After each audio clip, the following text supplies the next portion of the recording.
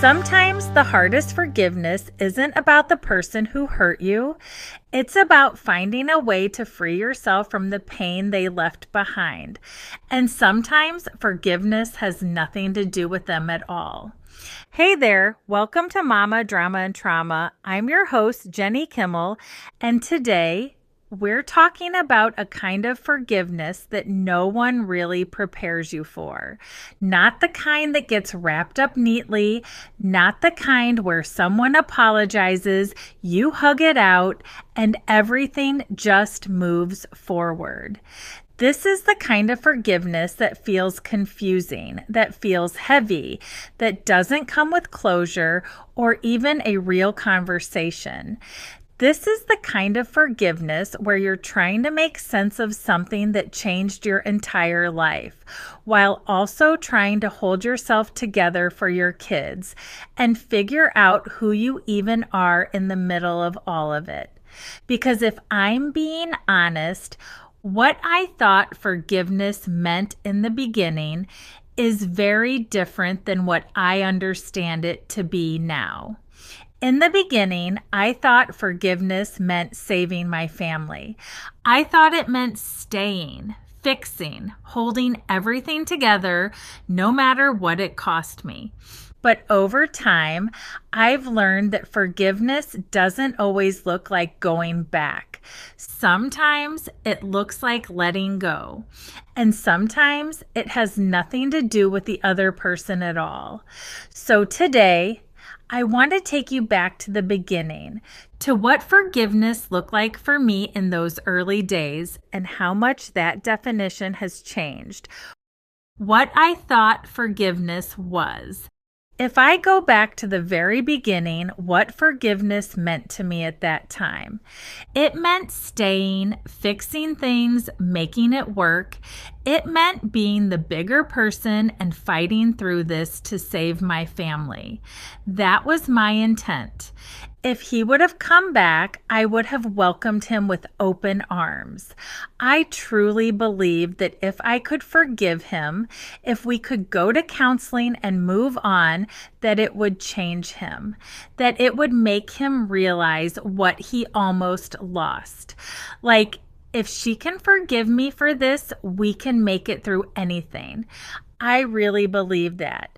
I believe that if I opened myself up enough, if I forgave something this big, that it would somehow bring everything back together. And if I'm being honest, I 100% believe that if I forgave him fast enough, everything could go back to normal. Nobody had to know. We could just simply move on. We could just continue our life. That's why I kept everything so close to my heart. I wasn't telling people what was going on. I wasn't open about it. I wasn't sharing it like he was. Because in my mind, if we got back together, I didn't want it to be messy. I didn't want judgment. I didn't want people forming opinions if we decided to work through it. So I held it in, and at the same time, my body was going through something I had never experienced before. I was in survival mode, just barely getting through each day. And if I wasn't in survival mode, I don't think I would have gotten out of bed. I don't think I would have functioned at all. But I did. I got up every morning, I got dressed, I got my kids off to school, I handled business, I did chores, I ran errands, I showed up for everything I needed to show up for. But inside, it was a completely different story. I felt anxious, I felt shaky, I felt sick, I felt numb. It was like a rotating cycle of every emotion you could possibly feel. And I couldn't eat. I didn't eat for probably a month. And I really mean I did not eat. I don't even know how to explain that because I've never experienced anything like that in my life. But my body physically would not let me eat. At the same time, I was trying so hard to hold everything together, trying to make sure that from the outside, everything looked okay. Anyone looking in wouldn't know that my life was falling apart at that exact moment. I don't know if you'd call it pretending, but I was trying to convince myself that this was just a bump in the road, that we were going to make it through this, that everything was going to be okay, because I couldn't imagine my life without him. He had been a part of my life for 24 years. He was my husband. He was my best friend. He was the person I trusted the most, and I just couldn't wrap my head around what was happening. Around my kids, I tried to act normal. They saw me emotional. They saw me break down. But I didn't want them to constantly see me like that, and I felt like I constantly felt that way. So I spent a lot of time in my room. I was journaling. I was reading. I was just feeling everything. And when I was alone, it would hit me all at once. I tried to stay busy during the day, but the truth is, it was all I could think about. I remember going to my mom's house and just crying and saying, I don't want to hurt like this anymore. I just want this to be over. The pain was so deep. It didn't just sit in my mind. It ran through my whole body. And even though people knew, I still felt like I was carrying it alone, because no one can truly understand what that kind of betrayal feels like unless they've lived it. I felt blindsided. I had no idea this was happening. I thought we were just living our normal life. I never suspected anything. So when it all came out, it was shocking in a way I can't fully explain, and I kept it quiet for a lot of reasons. I wanted to protect my family. I wanted to protect the possibility of us staying together. I didn't want to have to explain everything to everyone. And if I'm being honest, it was embarrassing. There was a part of me that felt like people would think I wasn't enough. Like, that's why this happened. And there was also that fear of judgment. If I stayed, what would people say? So I carried it. I carried the pain. I carried the confusion. I carried the hope that if I could just forgive fast enough, strong enough, maybe everything wouldn't fall apart. And when I look back at that version of me now, I feel so much compassion for her. I just want to wrap her up and hug her and tell her it's okay to feel everything she's feeling and that she's going to make it through this. I want to tell her, you are so much stronger than you realize. You are going to be okay being alone. You are actually going to thrive in your new life. And I know you can't see it right now, but you are perfect the way you are. You didn't do this to yourself. He did this to you, and there was nothing you could have done to change it. I understand why she thought the way she did. She was struggling. She had just lost her dad. She didn't know who she was anymore or where she belonged.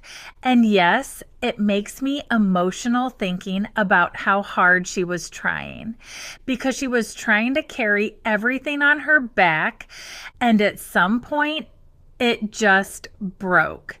And that's when the anger started to show. And if I'm being really honest, I do think there was a part of me trying to control the outcome, not in a manipulative way, but in a hopeful way. Like, if I do this, maybe he'll stay. If I do this, maybe he'll see me again. Maybe if I wear my hair down instead of up. Maybe if I put on a little lipstick. Maybe if I just do everything right, he'll remember what we had. Maybe he'll choose me again. And deep down, I think I believe that if I could just do everything right, maybe it wouldn't fall apart. But now I look back and realize I was trying to hold together something that was already breaking. The pressure to forgive. When I think back to that time, people might assume that I felt pressure from everyone around me to forgive. But the truth is, I didn't feel pressure from anyone else. I didn't feel pressure from my family, my kids, my friends, or society because honestly, I wasn't even sharing what was really going on. If anything, the few people I did talk to were actually telling me the opposite. They were saying, take space, slow down, don't rush back into anything. They were trying to give me room to think clearly. But that's not what I wanted to hear because the real pressure was coming from me. It was coming from my own thoughts, my own fear, my own need to fix something that felt like it was slipping away from me. And this is what it sounded like in my head. Keep your family together no matter what. Figure out how to fix this. Figure out what you need to do to make him stay. It felt urgent, like something had to be done right now. Like if I didn't act fast enough, if I didn't say the right thing, if I didn't handle it the right way, I was going to lose everything. So instead of slowing down, I was trying to figure out how to make it better, how to make it go away, how to somehow pull everything back together before it completely fell apart. And the idea of taking space, that felt terrifying to me. Because in my mind, if we took space, he wasn't coming back. If he left the house, that was it. That would be the beginning of the end. I felt like if he walked out that door, I would lose all control over the situation. Like I wouldn't be able to show him what he was missing. I wouldn't be able to remind him of what we had. I wouldn't be able to keep our family together. So I held on tighter because I truly believed that staying close was the only way to keep my family intact. That if he stayed, he would see us. He would remember us. He would choose us. But looking back now, I can see something I couldn't see then. That decision had already been made in his mind. He was already halfway out the door. But at the time, everything felt so up in the air. We were both all over the place. Nothing felt steady. Nothing felt certain. And I wasn't ready to accept what was actually happening. I was in denial. I wasn't ready to accept that this might be the end of my marriage. I wasn't ready to accept that he might not choose me, that he might choose someone else. And more than anything, I wasn't ready to accept that my entire life was about to change. When you've been with someone for 24 years, you don't just prepare for them to suddenly not be there anymore. That kind of change, no one prepares you for that. So instead of facing that reality, I tried to keep everything looking normal. I was pretending. I was pretending for the outside world. I was pretending for myself. And a little bit for my kids too. Because somewhere in my mind, I believed if I just acted like everything was okay, then maybe it would be okay. So I kept doing all the normal things, getting the kids off to school, running errands, grocery shopping, handling our business, doing chores, making dinner, taking care of the house. I stayed in my routine because it gave me something to hold on to. It made me feel like maybe this was all just a bad dream. Like maybe I would wake up and everything would go back to normal. But underneath all of that, the truth was forgiving quickly felt like the only way to regain some kind of control. If I could forgive, Maybe I could fix it. Maybe I could stop the chaos. Maybe I could make everything feel stable again. It was never really about him in that moment. It was about trying to steady something that felt completely out of control. The pressure I felt the most during that time was to hold my family and my life together like nothing had ever happened, like nothing had gone wrong, to carry on as if the affair had never happened, as if the betrayal had never occurred. When forgiveness felt impossible, there came a point where forgiveness didn't feel hopeful anymore. It felt impossible. And I think what made it feel impossible was the betrayal. I trusted him. I trusted him with everything. How could he do this to me? How could he betray my trust like this? How could he hurt me and our kids like this? We loved him for who he was. And I know for me, I loved him for him. Not for what he could give me, not for anything outside of that, just him. I wouldn't have changed a thing about him, even if I could have. And then reading those text messages, seeing what he was saying to her, seeing what she was saying to him, it turned my stomach. It disgusted me to know that my husband could say those things to another woman while he was laying in bed next to me every night, pretending that he felt the same way about me. But even deeper than that, the thing that hit me the hardest was my kids. He changed their lives forever in one single choice. He flipped their world upside down. He gave them a broken family. And that's something they can never undo. They can never get back what they had. They can never unsee what they saw. They can never unfeel what they felt watching their mom go through that and watching their dad become someone different. And I think that's where it really sat with me, because I didn't know if I could ever forgive him for that. Hurting me is one thing, but hurting our kids like that, for making them have to grow up in a broken family, for putting them in a position where they now have to choose between mom's house and dad's house. That's what made forgiveness feel almost impossible. And there were moments, especially in the anger, where I thought, I will never forgive him. I remember how fast everything moved between him and the other woman, how quickly their relationship progressed, and the things he was doing for her, that triggered something deep in me. He was spending our money on her, money that should have gone to our kids, money that came from years of sacrifice, time away from him, everything we had built as a family, and he was spending it like it was nothing, like she deserved it, like she had earned it. And I remember thinking, I will never forgive him for this, because it wasn't even about the money.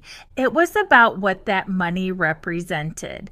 The time my kids lost with him, the sacrifices we made as a family, and now he was taking that and giving it to someone who had sacrificed nothing. And then there were the trips. Within the first month of everything coming out, he took her on a 4-day trip. 2 months later, another one. Spending our money, living this life with her while we were still trying to figure out what just happened to ours. And it made me so angry. It made me question everything. Who is he? How can he do this? And then seeing pictures posted, videos of them having fun and living their best life together, while we were sitting in the pain of what he had done, trying to make sense of it, and they were out there living this happy life like nothing ever happened. It felt disrespectful. It felt disgusting. It felt like they were taking the knife and not just stabbing it once, but twisting it over and over again. And it didn't stop there. By December, he had a house and she was there when my kids weren't. And by March, she was fully living there. And I remember thinking, how can I forgive you when you're still actively hurting us? How can I forgive you when this hasn't even stopped?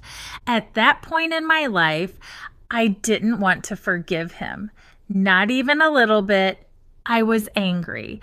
And honestly, I had every reason to be, because it felt like he didn't care about the pain he caused, like he had already moved on, and we were just expected to deal with it, to accept it, to adjust to this new life.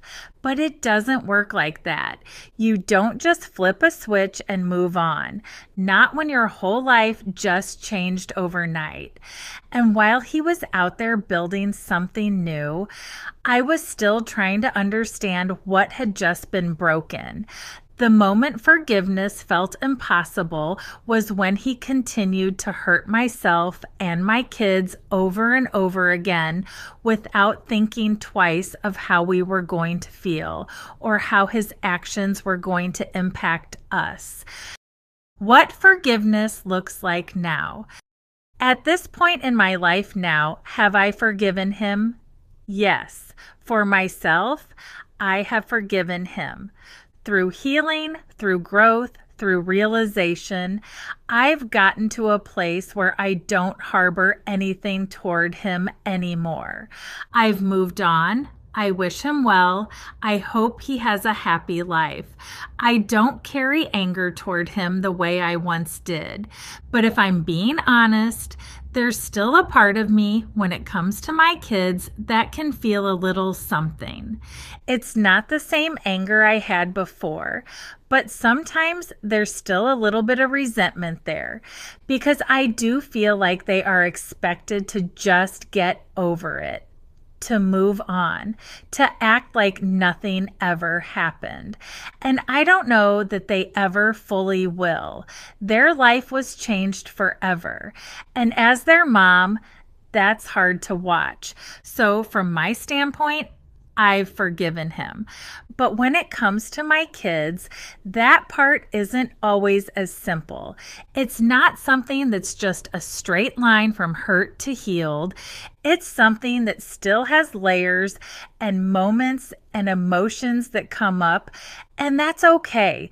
There wasn't one specific moment where everything just changed.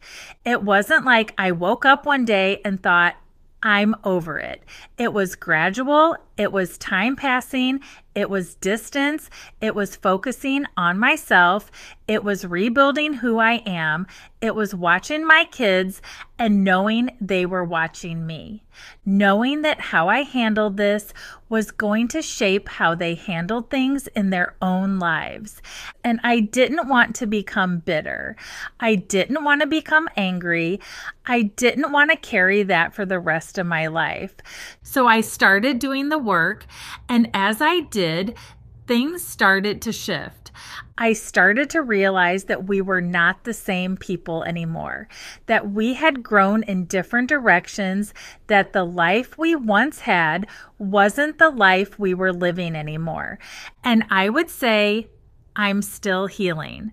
I don't think that ever fully stops. I'm still learning, still growing, and still realizing new things about myself. But I have forgiven him. There was a time when I didn't feel that way. There was a time when I thought, I hope this doesn't work out for them. I hope one of them hurts the other the way they hurt us, because that's what it felt like they deserved. But I don't feel that way anymore. Now, it just is what it is. I don't wish any ill will on anyone. I trust that life works itself out the way it's supposed to. And I think for me, A big turning point was when our divorce was finalized, when there was nothing left tying us together in that way anymore. That's when something really shifted inside of me.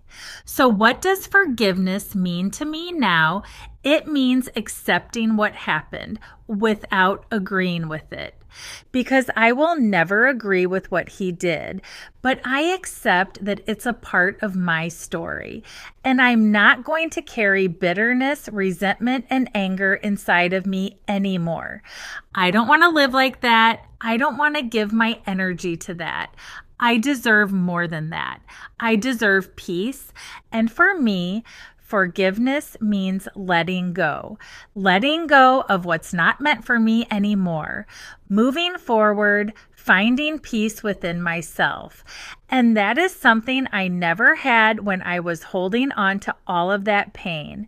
It also looks completely different from what I thought it was in the beginning. In the beginning, forgiveness was about holding everything together, keeping my family intact, not rocking the boat, not being judged. But now it has nothing to do with any of that. Now it's about me. It's about my peace. It's about not caring what anyone else thinks about how I move forward with my life. Because I still have people say things like, I can't believe you forgave him. I can't believe you can be in the same room with her. And that's okay. You don't have to understand it. You don't have to agree with it. I'm not doing this for you. I'm doing this for me. And I don't need permission to do what I know is right for me. And that's the difference. Forgiveness now isn't about him at all. It's about me. It's about freeing myself, because you can forgive someone without reconciling. You can forgive and still have boundaries. I can be in the same room with him. I can talk to him about our kids, but that's where it ends. We don't need to talk about anything else. And that's my boundary. You can forgive and still feel something sometimes, not in the same way, but there are moments where it still stings. The way things ended, the way I felt discarded, like I was replaceable. That doesn't just disappear completely, but I can still forgive him and feel that at the same time. And what forgiveness gave me was peace, freedom, and honestly, it brought me home to myself. It helped me remember who I am, not just forgiving him, but forgiving myself for my imperfections, for the things I wish I would have done differently. That's where the real shift happened. That's when it stopped being about him and started being about me. What forgiveness looks like for me now is letting go, being free, and not taking life so serious. The truth no one talks about. When I think about forgiveness, there's so much I wish someone would have told me, but it depends on which version of me we're talking about. If I could go back to the very beginning, to the version of me who thought she was forgiving, I would tell her, what you're doing right now is not forgiving. I know you think you are, but what you're really doing is glossing over the truth. You're avoiding what's actually happening in your life. You're trying to skip the pain instead of walking through it.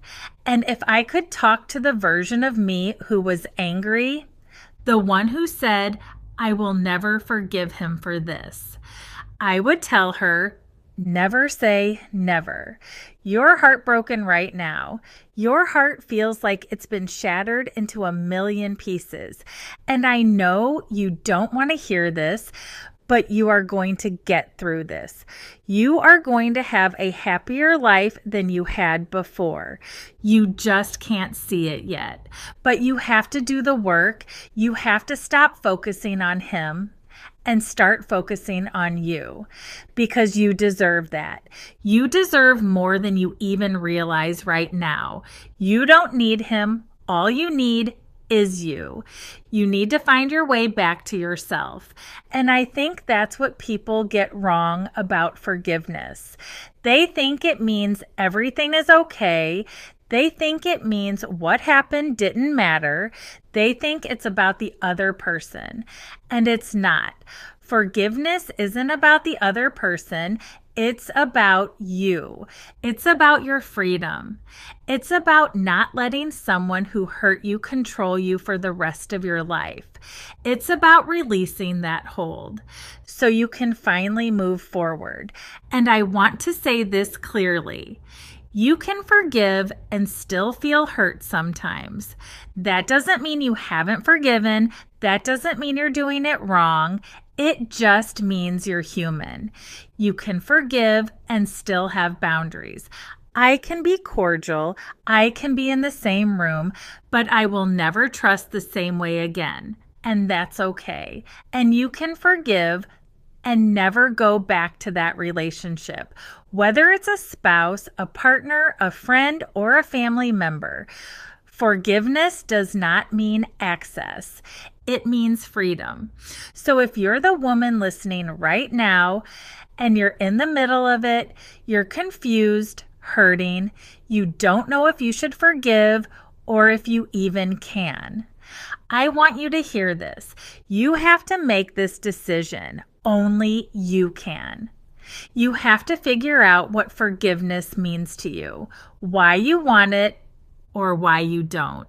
And as long as you are living in bitterness toward that person, you're never going to be happy because you're still focused on them, what they did, how they hurt you, what they took from you.